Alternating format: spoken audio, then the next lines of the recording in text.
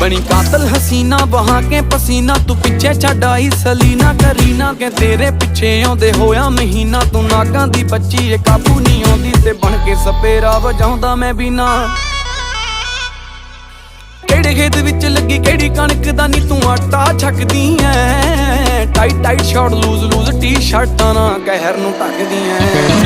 Shape तेरे luck दी मार तेरी अख दी जिवें मैनूं तकदी ऐ। जाई गल दस के तू तां बस हस के जान कढ सकदी ऐ।